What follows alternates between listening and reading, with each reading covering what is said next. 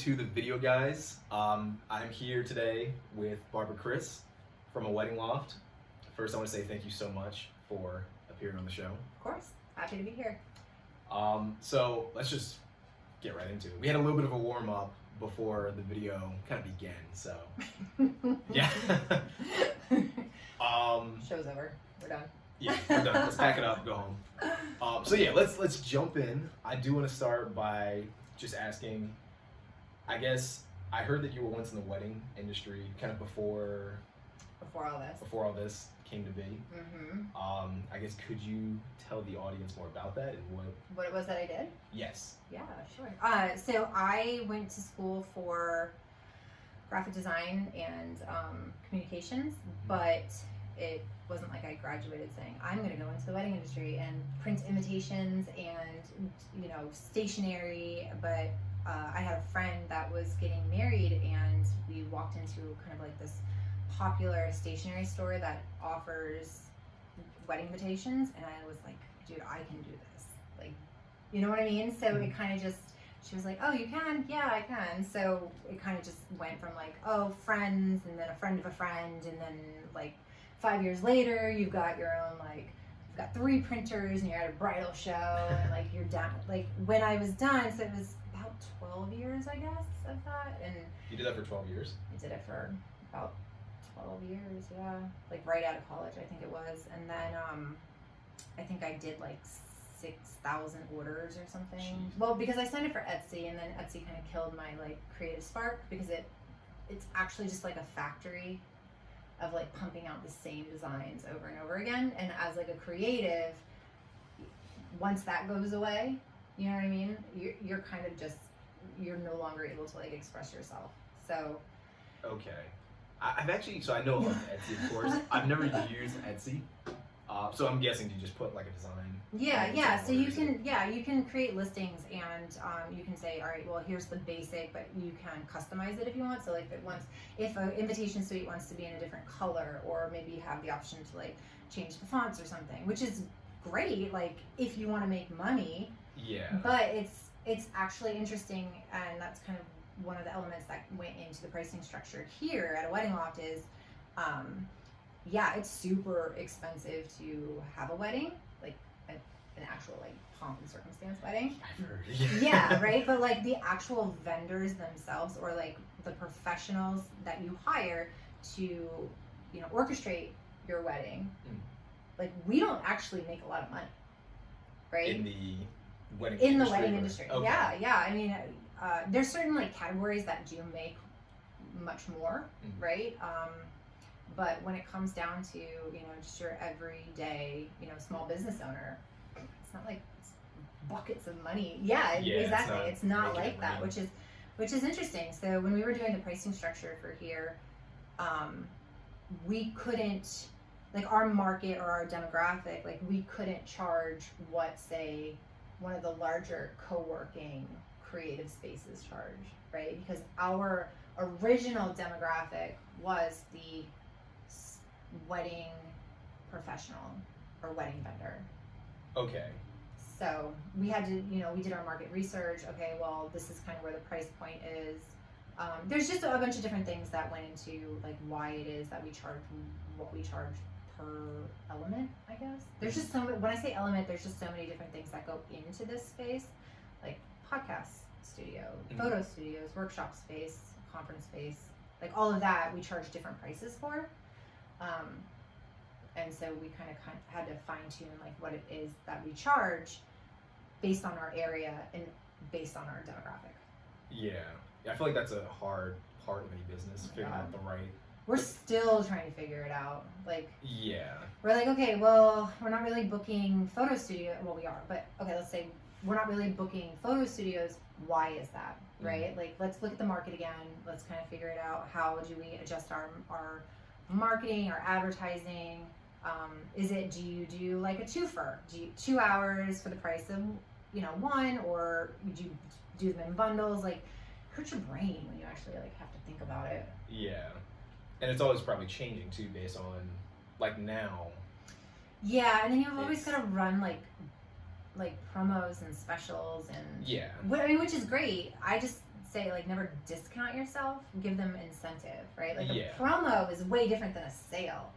Like I never Yeah. ever say like it's discounted.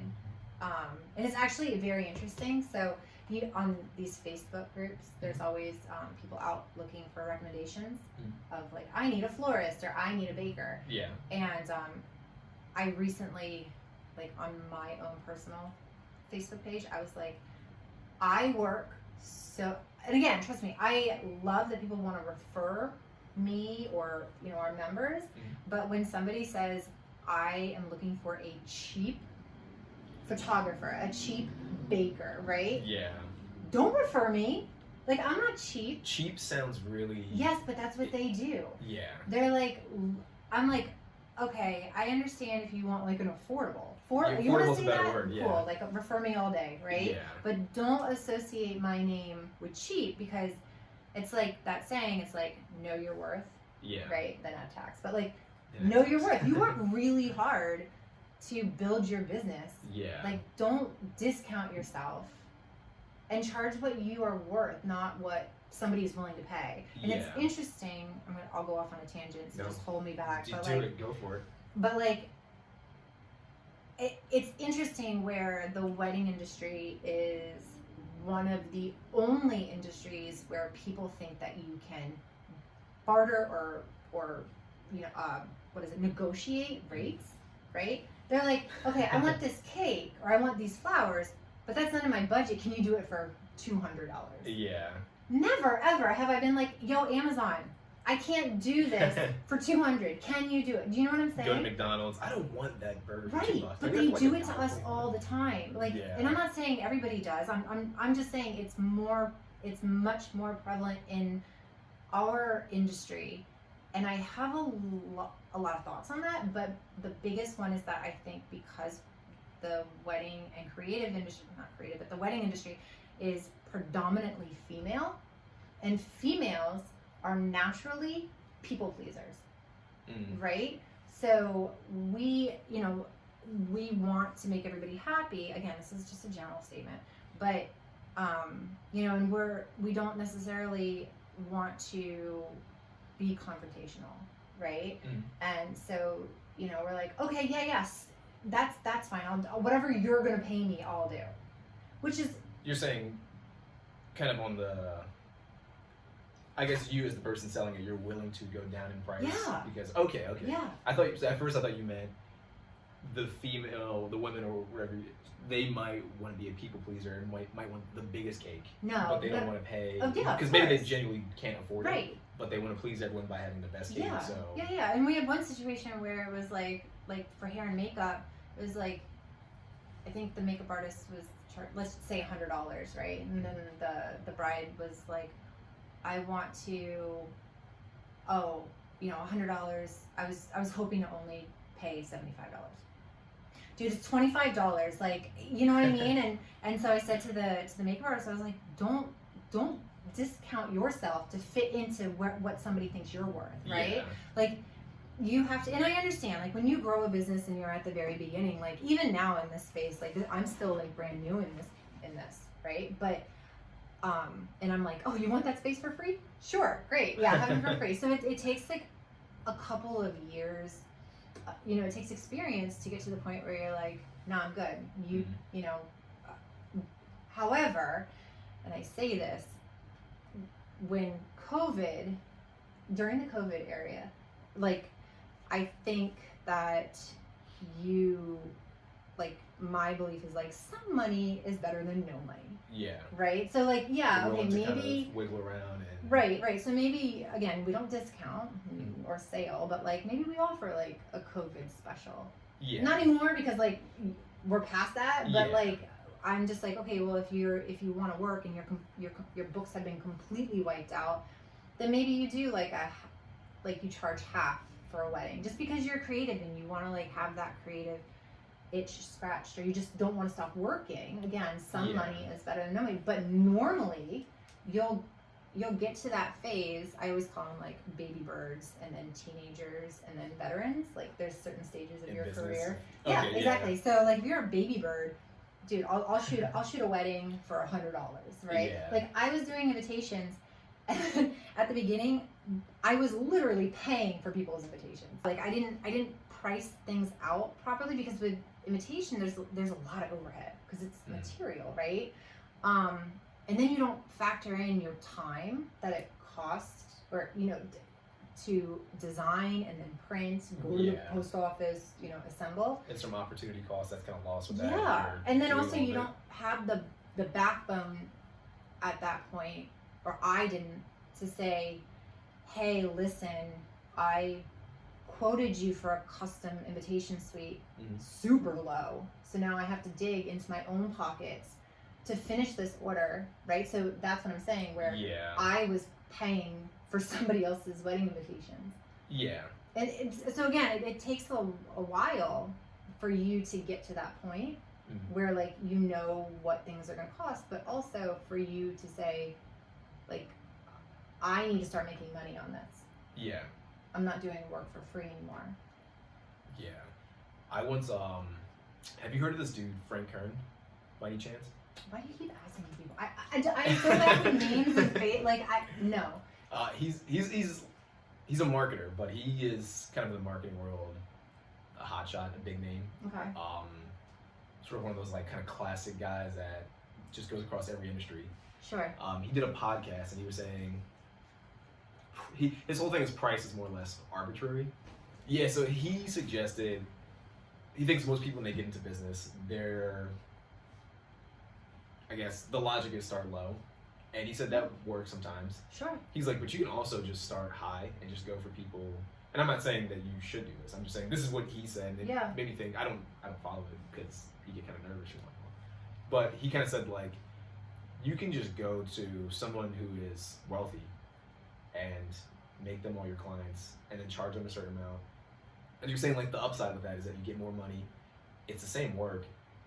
And usually when people spend more money, they're more likely to commit and they appreciate the work you do more. Sure. And he was saying on the opposite end, if you're starting out and you kind of give people discounts or promos. Yeah. I mean, usually I think more if you're starting out, you probably call it a discount because you're not savvy. Right. Again, this is a decade more of information in my head. Like this, you know what I mean? I don't ever expect anybody, and this is just my situation. It could be very different for somebody else, and it definitely is very different because I have a lot of veteran friends that have been down the road that I have and maybe see things differently. Yeah. So again, just take it for what it's worth.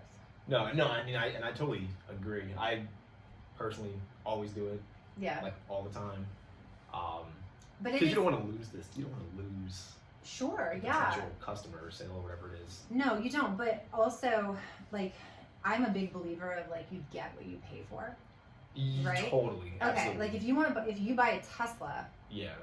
You know what I mean? Like that is an investment. Just like a wedding is an investment, and you get what you pay for. So if you're charging X amount, and you're at the high price point of whatever category you're in, right? Again, when I say category, I mean like florist, pastry chef, or cake designer, catering, whatever it is, you're at a higher price point.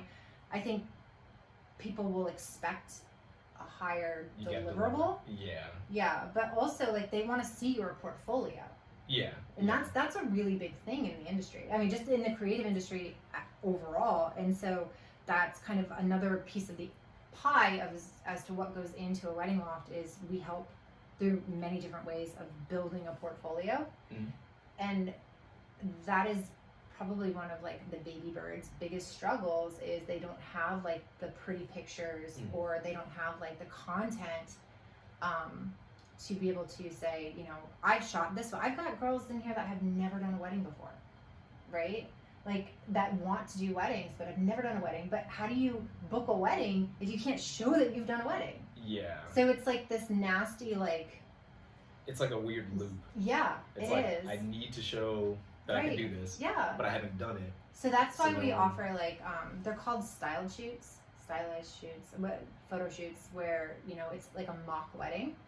Okay. And so like if you're a photographer, so I mean I didn't invent it. But we do it here. So we do those here. We try to do them once a month, but it's a lot of work. And that's why I always say, like, the pictures that come out of the styled shoots, like that, it is really hard to put it together. It's a lot of planning, and and some of the stuff is, when you look online, like, and it's logistically not possible, right? Like, what if you see a photo, and I hear this a lot from like hairstylists, is like, you'll see a photo of something, but like, it could never actually happen. What do you mean by that? I'm trying to think of an example. Like, I did this one thing. It was for a winery for like name cards, right? And this bride had seen these beautiful like metal nameplates sit on like this tiny, and they're heavy, right? Metal, heavy, tiny little like stand. And like, she saw pictures of it, beautiful, right? But like, they tip over, so it's not logistically possible to do that. It's a great photo, but just because you see it doesn't necessarily mean that it is realistic and able to, endure a wedding. Yeah. So it's good in theory. Yeah, and that's why I always say, like, everything you see online is not real. Yeah. And we started talking about the A Wedding Loft. Can you, I guess, for anyone that's unfamiliar with A Wedding Loft, I guess just a brief summary. Yeah, a brief summary of what you guys are and what you guys do. Ooh, the elevator pitch. So, on the spot. I know. I don't know. I mean, I have one, but it's pretty long because we are so many different things to so many different people. But essentially, like in a nutshell, we are a creative space to come and collaborate and grow your business. So we have like all the resources and spaces to operate your business. Our primary demographic is the female small business owner, maybe in the creative or the wedding industry. But what's happened is the need for community and the need for a supportive space is so great that now, like, our members and people that come in to utilize the space and our resources and services go beyond our original demographic. Okay. Right. So like we're only, originally it was like only wedding industry professionals, right? But now it's gotten to the point where it's like a LinkedIn expert, or like an author, or you know what I'm saying? Like it goes way past that.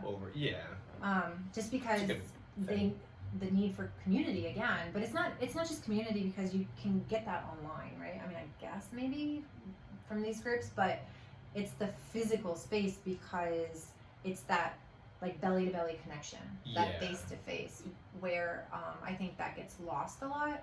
But like to be able to sit down and if you're just starting a business and you're a photographer, and again, like maybe you've shot 1 or 2 weddings, to be able to sit with a veteran that has 20 plus years under their belt, like it's pretty valuable right there. It's essentially mentorship. It's exactly that. So that's another thing that goes into it. But then also we have like workshops, like and we're having a couple more. We just had one where the hair and makeup artists bring their contracts and they compare the different policies and the terms in their contracts to see like what is missing in theirs. And that one was, I would say that was probably the most valuable workshop that we had, where it's just like we all just sat and well, what do you do for your cancellation policy? Well, what about your deposit? Or how about this trial? Like, how do you handle all that? And then we have like a bunch of things like lessons learned, which is like, I have this mother of the bride and she's driving me crazy. Like, how do you handle it? So, you know what I mean? It's just being able to have those resources that are instilled in, that come with experience. But also just because you're not experienced doesn't mean that you don't have a great idea. So it's just a mixture of like, again, all different experiences and career levels and just your insights all in one spot. I don't know. So it's a sort of on the front end a collab space, but then on the back end it's also a place for people to kind of network and learn from each other, like an incubator. Yeah, that's exactly what it is. And again, like as a wedding loft stands right now, it is a proof of concept still. But so I have a business partner. His name's Paul, and he's just absolutely amazing. And he fills in kind of the holes that I can't fill in. So like I'm more of like the creative side. Like I have an idea because I really kind of know the market in the industry. Where he is much more like linear, where he's like, okay, these are the policies, the processes. Oh, we need to hire a lawyer. You know what I mean? So we balance each other out. Logistics oh, guy. for sure. So I always say that like I'm free falling from the sky with no parachute, and like he's on the ground with a helmet. You know what I mean? Right.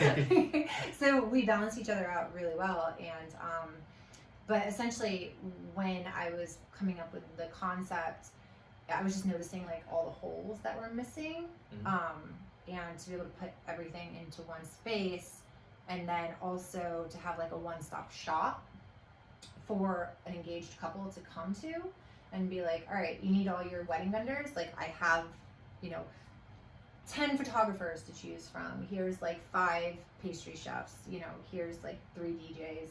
You know what I'm saying? And like, like here's 10 venues. Yeah. So just to be able to kind of to help guide them has been, really nice. Okay. And so that's my elevator pitch, by the way. I mean, it does explain what it is, what a wedding loft is. Yeah. So you started out, you said out of college, you were kind of doing different designs for invitations and sort of things along that line in the wedding industry. And you did that for about, you said, 12, 15 years? Yeah, about 10 years. 10 and then I years. started to like focus more on this. Okay. So I guess, what made you go from doing that to this? To this? Because I feel like these are two, I feel like they're related, but they're... Yeah, it was burnout maybe. Like, I mean, there's a couple of different situations, but there was just this one situation that just, it was the need for, I guess also it was meeting Paul. You know what I mean? Like, okay. So I had all these ideas, and he was able to kind of like contain them. And we should probably have a business plan. I'd never done a business plan in my life. So we really just started. It was like how to take business 101, where we have both been in business forever. Yeah. But so we have a really great relationship with. We have a business coach, Eric Bird, down at the Enterprise Center down the street. Okay. George Mason Enterprise Center. Did you tell me about him before, or maybe? I don't know, that name sounds. Yeah, familiar. he's amazing. He's like really immersed in the community, Okay. and he taught like the business 101 class, and then we took like the how to write a business plan, with him, and then I got a SCORE mentor, she's just absolutely amazing, and then we did like the we've done 1,000,000 cups where we kind of just like explain it what it is, and then a bunch of other small business owners to kind of share their input, and that was really helpful. So just like, and then the Economic Development Center has been really great, and then the town's been really great. So just using like the community resources, and by the way, like almost all of that is free. Like, and that's what's like so amazing to me. Like, and they want to help, and like, I don't know, it just seems like people kind of just don't utilize the community services as much. Yeah. But literally, like this concept grew through like Loudoun's resources. Okay. So if we fail, it's on all that. It's all Loudon. Yeah. No, it's when you say free, that's a word that gets me like ramped up because SCORE is free. I've never paid for SCORE. Like they have workshops online. They have like my mentor. Like I check in every month with her. Yeah. She literally lined me up with an incredible lady that knows about franchising, and I had a call with her today about franchising. Like they're just resources and connections, but also like, so what I've been doing is taking all the stuff that I've been learning as I've been growing this business and saying, hey, about insurance, right? And I met you through, how can you come to a Wedding Loft and do a workshop on insurance, right? So like all the pieces that I've been kind of gathering along the way, we've been putting an offering to our members. Okay. Does that make sense? No, yeah, absolutely. You You're just kind of said learning. No, yeah. No, I'm saying like I get it. You learn it. You sort of meet the person. They come in and they kind because of give the information. I think people back. forget, like, I'm a baby bird in this business, right? Like, this is still new. We've already just celebrated our 1-year anniversary, so I'm still learning so much. Yeah. Because you want to talk about invitations all day, every day. You know, I could ninja through that. I was gonna say this is built on other experiences. Sure, yeah, exactly. Like, I mean, but again, like, I don't value it. I give things away for free all the time, you know, like, which, I mean, and again, that takes years or, you know, to get to, and I'll get there, but, you know, there is one thing, though, that I have learned fairly quickly is, because people like to ask for things for free. Yeah. Right, yeah. And like, so the one thing that I always say, and it's not to be rude, but it's true, is, you know, people will say, oh, well, can I have an event here? Because our space is beautiful, right? Yeah. Can I have an event here and I'll get, you know, we'll have tons of influencers and, you know, and I always say, that's awesome, but like likes and follows don't get cashed at the bank. Yeah. Right? Like, that doesn't do anything for me. So, you know, to me, so I learned that lesson fairly hard, where, you know, it's like, oh, you'll get tons of followers, but that doesn't do anything for me. Like, does that pay my rent? Not really. It depends on your market, right? Yeah. Like if it's somebody in the wedding industry and like all their followers are my market, solid. Yeah. Right? Maybe I'd think about it, or maybe I can give you a promo rate. Yeah. But, you know, to offer your space or to give up something just because, I don't know, again, like, it really just depends. But that's, like, my go-to. It's like, likes and follows don't get cashed at the bank. Yeah, no, I agree.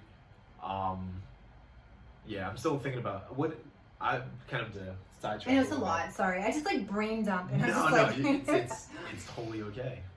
As a sidetrack though, how do you feel about people when things are free? I guess how do you think people value free?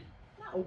Okay, we're on the same page then. Just because I say that because if I feel like there's a certain you have to work for stuff. Well, that is true. I totally agree. But I think some things when they're free, they're very valuable.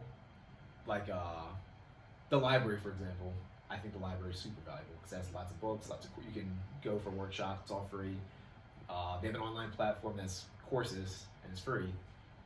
And sure, I get like upset because sometimes people might say, "Oh, I want to get this book, but I don't want to pay $20 to."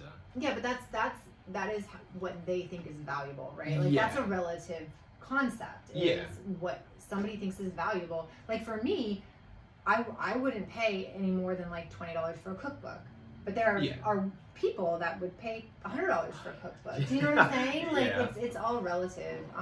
But I think like the library is a really hard example. But ultimately, I think people don't value, like if you don't have to work for it or if you don't have to pay for it, the investment is not there. There's no skin in the game. So right? Yes, and that's one of the things that I've learned really. That was, again, it was a hard lesson, but, you know, we would do these workshops and they would be free. And I'm like, this is awesome. People are going to show up because it's free. They're going to find us valuable because we're offering it. It goes over their head and it's valuable. Yeah, they don't show up. Yeah. Because there's no skin in the game. Yeah. So, you know, we do some free things for our members. Like that contract class that I was just talking about, that's free. Mm-hmm. But, like, even if the tickets are like $10, like nothing's gonna be free anymore because we invest so much time preparing for these things and then nobody shows up. Like that's kind of like a kick in the face, you know? I feel like if you're not the person, I feel like if you're a person that organizes stuff and has events like that, you get the value in it. Yes. If you're a person that's never done that ever and someone puts out a free event, the idea of how valuable it is just flies right over your head. For sure. You're just like, oh, well, it's free. I don't need to It's go. funny too, is because like when we shut down the space for like a workshop or something, that is money out of our pockets. Yeah. Because we make money by booking the space. So if we're like, okay, we're shutting down the main workshop room for this event that's free, that takes the workshop space offline for somebody to purchase it. Yeah. So that's why we're like, okay, maybe tickets are only like $5 to $10, but you know, that's X amount of money that we didn't lose. Yeah. So. Yeah. There's a certain like economics to it. Yeah. It's right. I get very heated about free because I don't know. I've had times where I tried to give things away for free and people don't even want it if it's free. They don't want it, and you put in a lot of work for it. You're just like, I just did all this and spent all this time. I could have been doing something else. But okay, so kind of going back to A Wedding Loft and you personally as well. I feel like so you started kind of getting into this industry after college. I feel like me personally, entrepreneurship is kind of would you consider yourself an entrepreneur? I would say first of all. Yeah, I feel like the jump into it is difficult. It's different than I think than most people are used to or what they. Well, they say like, what is it, like 85% of small businesses wrap within 3 years. I mean, it's a lot of work. Yeah. And I don't think that, you know, people, but also the wedding industry or maybe the creative industry, like the turnover is so high, right? Yeah. Like you are like, okay, I'm a baker and I'm gonna do cakes, and then like 3 years, like to be an entrepreneur, again, just my personal opinion, like it takes something. I think it was like Rachel Zoe that said like, in order to make it, you've got to get up early and stay out late. I can't remember the quote or whatever, but like literally, like you sacrifice so much. Yeah. Right? And like to juggle all of it it's just impossible. Because like I have this, and you know I raise, you know, I've got 2 daughters, I'm a single mom, so like so when I'm not with them, then I'm here, and then it's like, oh, I have friends, so you know what I mean. And I just find like when I focus on one thing, then the other one suffers a little bit. Yeah. Do you know what I'm saying? It's, like if you focus on the business too much, the friends, they kind of go. Yeah, they're like, we haven't seen you in like forever. You're still alive. Yeah. Yeah, and so then like dating, like. And... Yeah, right. Like, do you know what I'm saying? Like, it's just not possible. Like, you can't. So, and then like when you're a workaholic, like me, then like forget it, right? Yeah. And so that's kind of like you just don't know when to stop. And so I think I was trying to tell you, like, I'm trying to set up boundaries for myself where I at least have like 1 or 2 days a week where like I am not accessible. But again, like, or I don't like do any work, but that takes time. Like that took like 2 years to get to where now like I have people that I know can handle it while I'm not online. That doesn't happen overnight. Like that is a lot of sacrifice and a lot of like sleepless nights and, you know, highs and lows. I always say that like A Wedding Loft is my boyfriend because like sometimes I love it and sometimes I hate it and like sometimes I want to marry it and sometimes I want to divorce it. Do you know what I'm saying? Like there's all those feelings that go into your business, and there are some times where like I feel like, oh my God, this is amazing, we're doing awesome. Yeah. And then there's sometimes where I'm just like, all right, let's wrap up, I'm done. Right? So it's definitely. What was your original question? I'm sorry. I talk a lot. Right. That is a good question. It was about entrepreneurship. I don't remember exactly what the question was. Do I consider myself an entrepreneur? Yeah. Yes.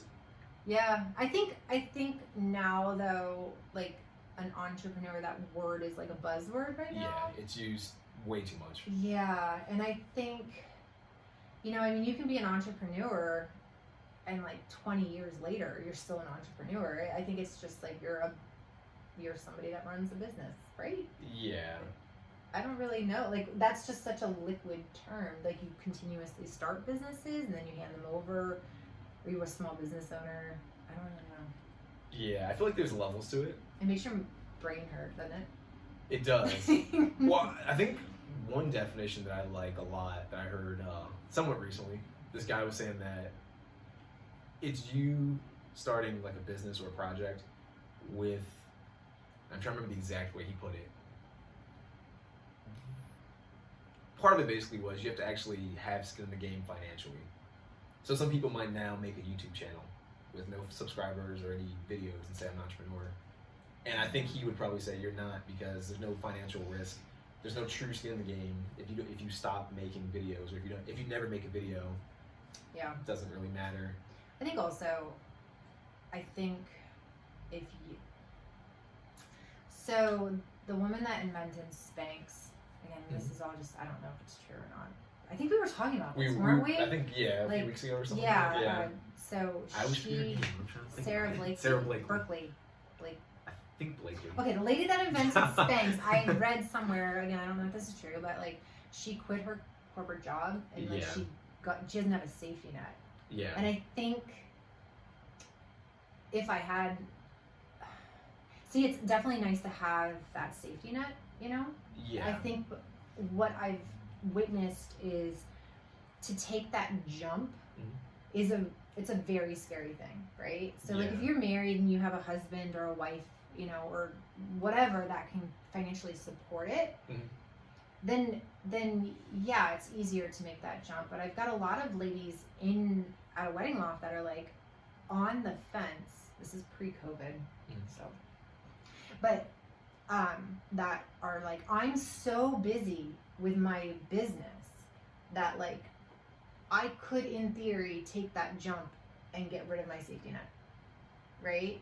Because they've built their business where it can sustain you not having that extra financial or that revenue source or income. So they're doing two things kind of at once. They're doing the business and then I guess their main job or whatever. Yeah.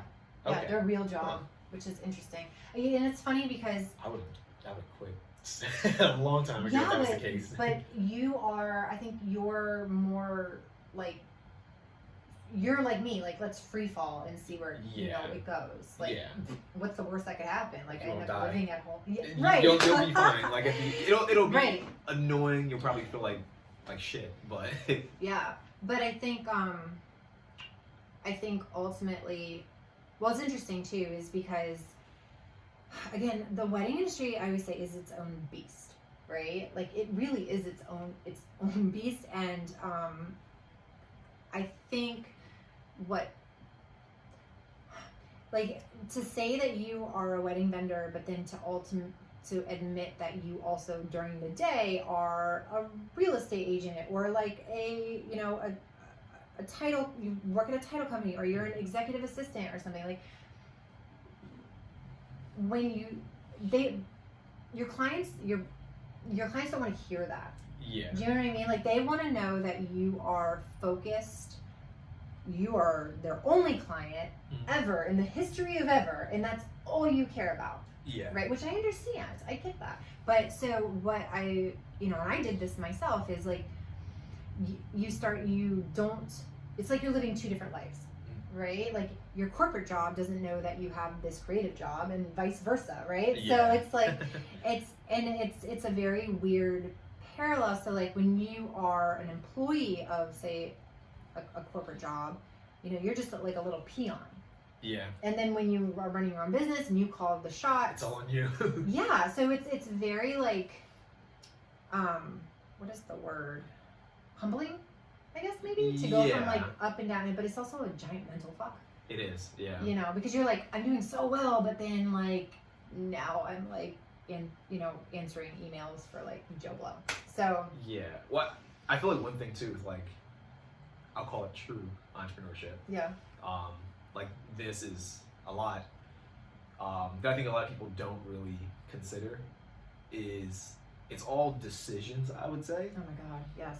But the critical part is, I think if you're an employee, you're not really making any Because decisions. you don't have any skin in the game. You don't have any skin in the game. If you Yes. mess up something, it falls on your boss that you probably you don't care because you're still getting paid. Yeah, you're like, oops, I ordered like 200 reams of extra copy paper. It's not my money. Yeah, it's not your money. But like when you're here, you're like, oh my god, I spent $100 on a table that nobody uses. Yeah. And you start like freaking out, and like because it's more real because you have more skin in the game. Yeah.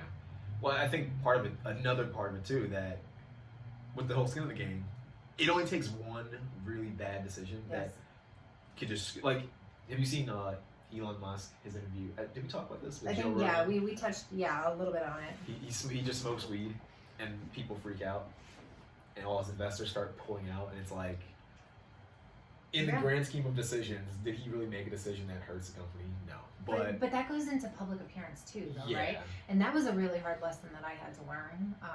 Is you represent your brand, and how you interact with people, even not in this space, it matters, right? Because if you have one confrontation, I mean, especially when you live in a town as small as Leesburg, right? Like people know people that know people, and it's like all of a sudden, like you're the crazy bitch that did this, that, and the other. Do you know what I'm saying? And so like it goes, and that was one thing that like I had to have like a come to Jesus moment with Paul, is like because your personal life, it really bleeds into your professional life. Right. Yeah. So like if you're like getting drunk at the bars, and then you like meet people, and then you wake up the next morning and then they walk into your business, you're like, oh hey, like I saw you last night or something. So I think that is probably the biggest wake up call that I had, is like, you gotta be nice to everybody, but I don't want to be nice. Like, no, you really gotta be nice to everybody because you want this business to survive. Right? So, it's it becomes a part of you. It becomes your identity at some point. I do think, though, to some extent, some people I think pull it off well. Some people I think don't, and they'll say something dumb. I'll put it that way. And it just destroys them. Which is like 90% of this interview right here. No. But I feel like this has been very real. But this is like nothing insane has come out. Like there's no weed being smoked or it's true. Any it's drugs. Just personal opinion. But there's some people that like we talked about Gary Vee. He curses a lot. See, I curse a lot too. I'm trying to like hold it in. Yeah. But I think again, like it does represent, because you do want to come off as best as you can to everybody. But I fully believe, like, if you're not true to yourself, then that's super transparent. Right? But also, like, I'm kind of in a all over the place. No, but I do though, and that's the problem. I mean, it depends on like problem. Like to me, like I'm never going to be like this polished woman that, like, you know what I mean? Like that's not me. Like no matter which way you look at it. So again, I guess it is wrapped in, like, if you have the ability to, run a business being true to yourself, cool. But it's interesting because, like, I mean, I feel like an entire sleeve, right? And like a year ago I had like purple and green hair and right. But that's right now, because of COVID, I don't have colors. It's hard to do colors, but like that's me. And Paul and I would go back and forth of like, okay, well, we're going into like a series, like we're going to an investment meeting. Maybe you dress, you hide your tattoos and all that. But to me, I'm like, but that's not who I am. Like I can only be like that for one meeting, but eventually the F-bomb is going to be dropped. So I don't know. I guess it goes all into like your brand. You don't want to create or misrepresent your brand because you are your brand. See, I feel like now people are so open to things. I think you could probably get away, like you and just people in general can get away with the collective. Right. I think you can get away with a lot more. Like Gary Vee cursing is somewhat extreme, Sure. But I think at the same time, I think people are so against people being essentially fake and putting on a front. Yeah. That him cursing and him wearing, like, he just wears like jeans and like. But see, that's a me t-shirt. too. Yeah, like I don't care. I mean, I think it helps his brand because it's more. It's more relatable. Yeah. I think because based on his market. Like, yeah. I mean, if I was gonna go and I was gonna go to Girl Scouts or something. Coming in cursing. And Right, like that maybe is not my market, but also like like in this community, to be a member, you really, we don't really have a lot of requirements. Like you don't have to have a portfolio or, you know what I mean? Like you don't have to have a degree, or I don't give a shit about your resume. All that, it's like the number one thing is that you have to have a working credit card. No, you have to have, you just have to be a good person. Yeah. Right? Like that is the only thing that matters. And like, believe it or not, like that has actually worked in creating this. And if you ever want to test a community to see like how solid and supportive they are, put them through COVID, because I can't even tell you, like the members that we have, I thought for sure, I was like, oh my God, like we're just gonna lose all of our members. But maybe 5 have like quit, and like 3 of them have maybe put it on hold and will be back. Like, but that's what I'm saying, like the community that this place has really kind of brought together. I mean, it's amazing. And then like, so Paul will always talk about that. It'll be like, just watching like the collaborations that happen. I mean, that's on like a daily basis for me, just to watch like all the different relationships form, and the projects that come out of a florist meeting up with a photographer, and now all of a sudden they have like this new project going on, that they didn't even know each other before they came here. Yeah. So, and just having that referral base is awesome too. Like just the lead shares that go on, just in here, before COVID, I would say, people were booking solid just because of the referrals. Yeah. But. And by that you mean a florist might come in and refer someone that bought. Yeah, flowers, yeah. I mean, we get inquiries. Hair. Yeah, exactly. Like we get inquiries that come in through online, because we have, like, oh, you need this. Let us know. We'll, like I talked about with the vendors, but also it's like, now all of a sudden, a pastry chef now knows 10 new florists, right? So, and then we also have like, I would say our hair and makeup category, like the makeup artist and the hairstylist, like they're kind of like the closest, and the fact that like they tag in for each other, like if they can't, then they'll refer to each other, they'll hire each other to come. I mean, that category has really been like the most impressive to watch, because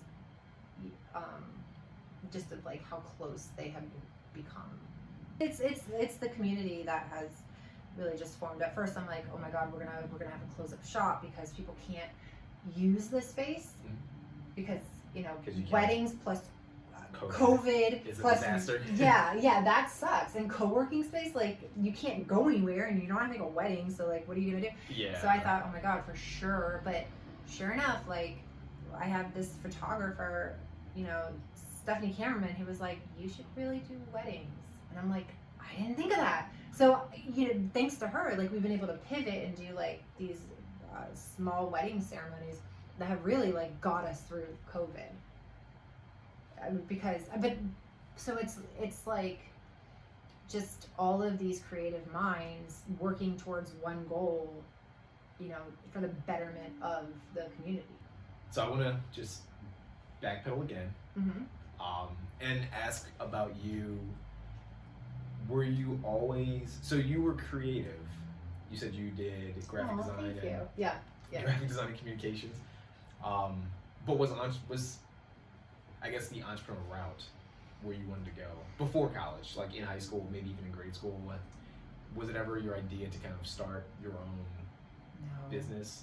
No, because I think now with like influencers and brand ambassadors, YouTube stars, TikTokers, whatever you want to call it, I think that entrepreneurship or like working for yourself is much more prevalent and much more, I guess, coveted. Like it's idolized, right? Yeah. Whereas like when I was growing up, no.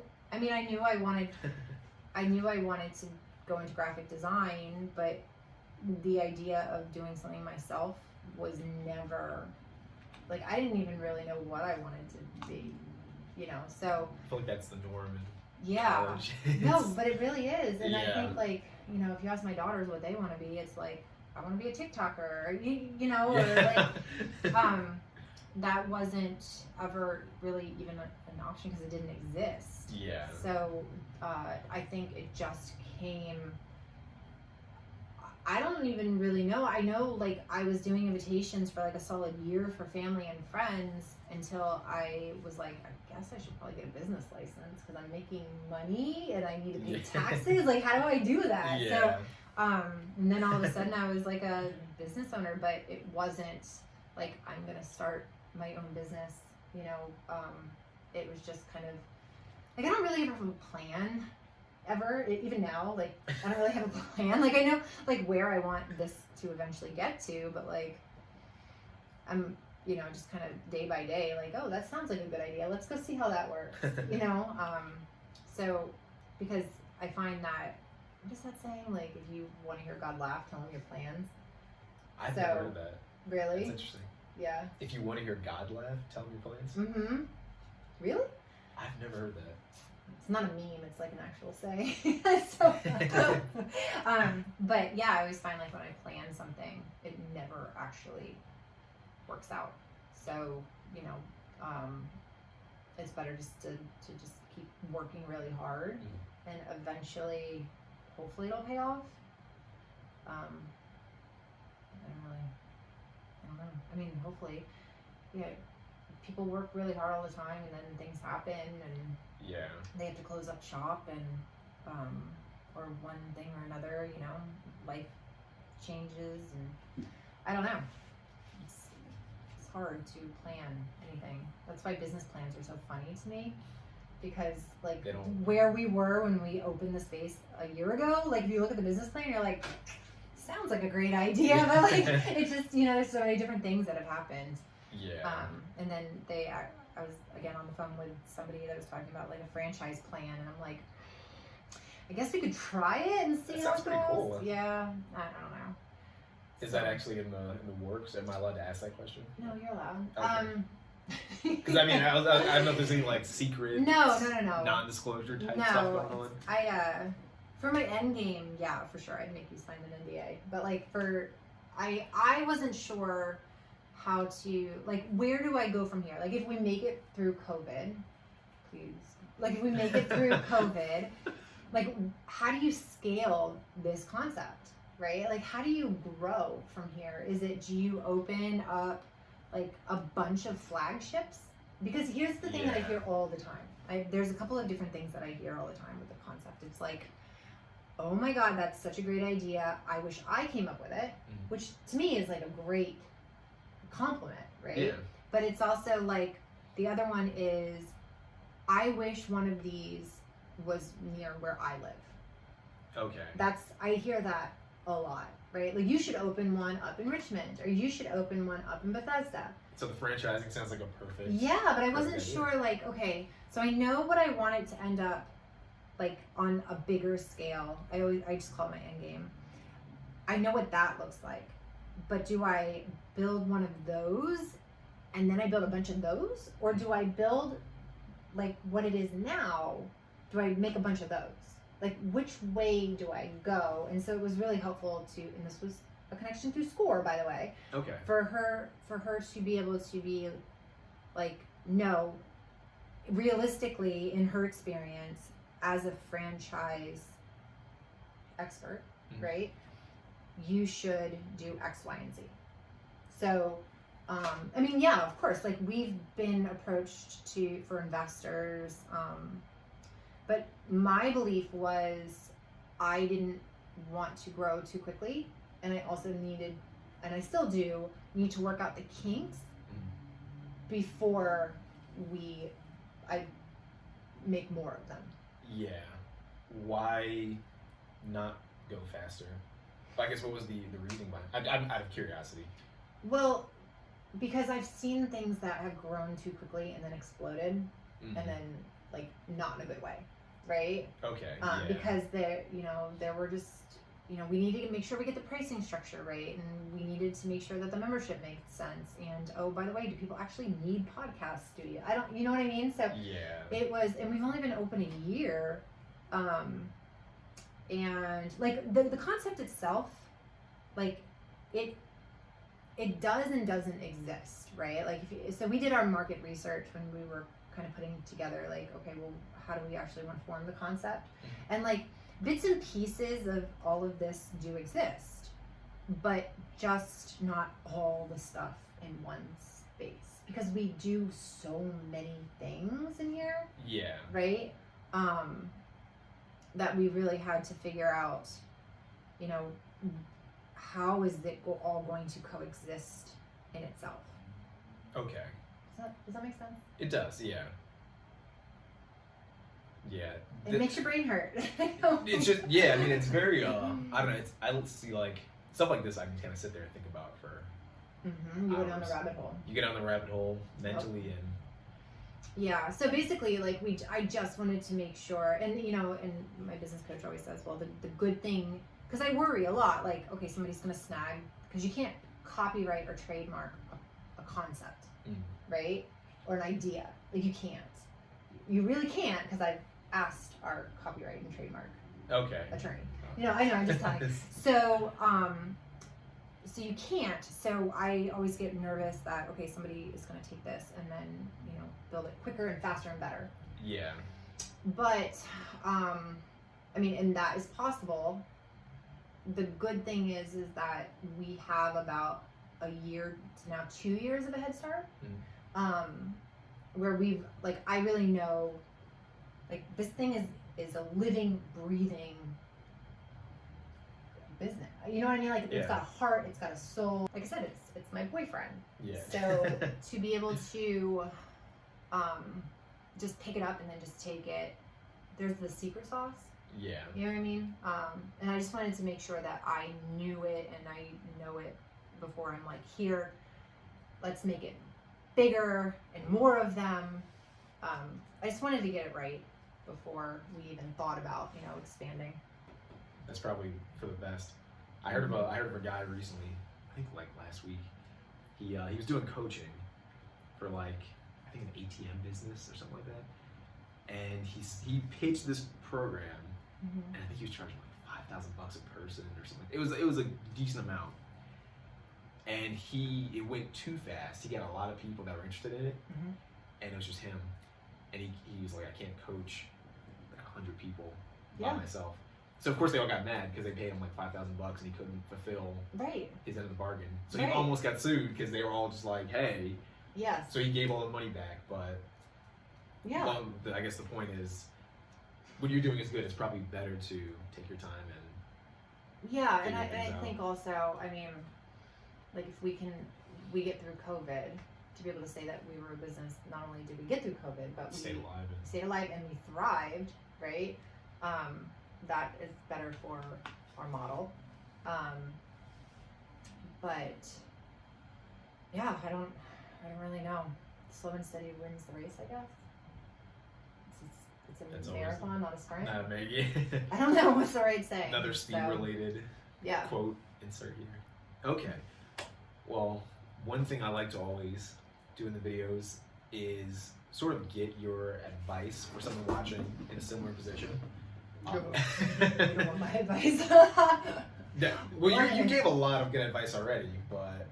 yeah, I mean, I guess it's advice, but it's also my personal opinion. So again, take that for what it's worth. Well, so I do want to ask, for anyone watching, for anyone that's an entrepreneur in general, but I would say it's specifically just sort of due to this industry, due to you, if they're a female entrepreneur or an aspiring female entrepreneur, what would you, I guess, what would be something you wish you knew getting into entrepreneurship that you would? That you're gonna have tough skin, like really thick skin. And I think being a female, I always say this, but like being a female is hard.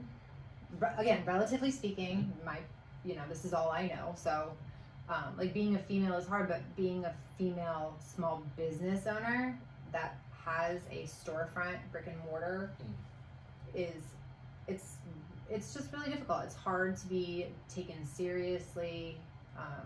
It's like, it's always cute, and that's I don't know. So it's just, you've really got to fight for yourself, and just have thick skin, and just know that business is not necessarily personal. Doors are going to be slammed in your face a lot. You just got to kind of figure out how to pry a window open. I like that. But I mean, it's really true, and so you have to command respect, and if somebody does say, oh, that's a cute idea, or I don't know, just keep focusing on what you just stay true to yourself, and if you keep working for it, I don't know. Like, that's not really advice. I don't. No, I think that's great advice. I think that's great advice. Yeah. One reason why I do think that's great advice is because, at least this is just me personally, when I guess it was entrepreneurial. I don't know if call it what it is. I did a website back in college for college students, and it was like finance stuff and just general tips and tricks that college students don't always learn at all in college. Right. And I took it personally because I tried to sort of pitch it to people to like go on my website, and you got paid because of the ads and all that stuff, but I didn't really care about that. And I would check the traffic, and no one ever came on. Yeah. And I had that for a whole year, and I think no one. Well, I had it longer than a year, but the first year, no one came on. And you're sitting there. At least for me, I was like, Jesus, like none of my friends, at least typed in the web address to like check it out. And I took it super personally. Yeah, and that's the thing though, is like you always think, and that was a big lesson for me, is like the people that you think are going to be there for you. Paul said something to me that didn't really, he's like, the people that get you there are not going to be the people that keep you there. Yeah. Does that make sense? It does, yeah. So, just because they love you, in personal life doesn't necessarily mean, so it's, that's it. That's exactly it. But also maybe your market was not particularly right. Like the whole time you're saying that, I'm like, okay, well maybe you gotta like adjust like what it is, your content. Maybe it's not something that people value. Yeah, I mean, in hindsight, I did a podcast yesterday. In hindsight, there was so much that, I mean, with the marketing in general, my marketing was trash back then. And then too, it's like you're trying to pitch like finance type stuff to college students who just want to like drink and party. Yeah, right. Your market. They're already studying stuff, and they don't want to take these tests and quizzes as it is. And now you're trying to like pitch them. With more what they'll interpret as work. Yeah. So I was like, in hindsight, it's like I totally did that wrong, but it's trial and error. It's very emotional for me. Really, sorry. Yeah, not personal. Okay, well, last thing, I try to ask people, if I remember, and you did say you kind of just, you don't necessarily plan, you kind of just do, I guess. Yeah. But is there any sort of idea of where you want to be, both personally and in business 5 years from now? I know that's like a... I know, I laugh now because like, what? If you had asked me in like 2015 where I would be, you know what I mean? Not in COVID. Not in COVID. Honestly, like I have no idea. I just want my daughters to just be like happy and healthy. Like if that is it, then dude, I'd be fine. That's awesome. Bare minimum. You know what I mean? That's actually asking for a lot though, right? Yeah. My company, I couldn't even tell you, because even if I was like, yeah, this is where I want to be, and then if I watched this 5 years later, I'd be like, motherfucker. You know what I'm saying? Like, I was expecting an answer like, you know what, Lenny, I want like 50 different locations. I want to be making like. Let's try 50 keeping this billion one open revenue. first before we. Yeah. Shoot for the stars, right? Well, I totally appreciate you once again coming on the show, Barbara. Yeah. Where is the best place for anyone listening or watching? Where's the best place for them to find you if they want to get a hold of you? Downtown Leesburg in 11 South King Street. Look for the pink door. But oh, you mean online? Okay. I like all the socials are A Wedding Loft. Okay. At A Wedding Loft. And then just aweddingloft.com. Okay. All right. If you guys are watching this, I know I'm going to do an audio version of this as well, but if you're watching this and you live in Leesburg, if you live Northern in, Virginia. if you live in Virginia, period, if you live in Richmond, If you live in doesn't matter. America. If you live in America, stop by, come say You're hi a to Barbara. person. If you're alive, if you're breathing, come in and say hi to Barbara. Unless if you're an asshole, don't come in. Assholes, stay away. Just the nice people. But yeah, thank you so much for coming on. I'm gonna get a sign. A sign outside. If No you're an asshole, assholes. don't come in. Stay away. Take your ass down the street. I think the town would approve that though. Just saying. I will say though, that could be some marketing in itself. You put a sign and people just come by and take a picture. No There's assholes. a sign down the street that Yeah, says, brick and mortar. They have like the best signs. all the Yeah, time. I take pictures and I post them all the time. I don't know where she gets them or if she comes up with them herself. If she does, she's brilliant because they're funny as fuck. They are. I'm probably gonna do it on the way back, but on the way here, I saw it. I just like stopped for a minute and laughed. I was like, she this is changes great. them like daily. They're always good. Good job, girl. If she sees this, yeah. All right. Yeah. Thank you so much for coming on the show, Of course. guys. Please follow Barbara. Come check out A Wedding Loft. Yeah, don't follow me. Follow A Wedding Loft. Because I won't accept your friend request.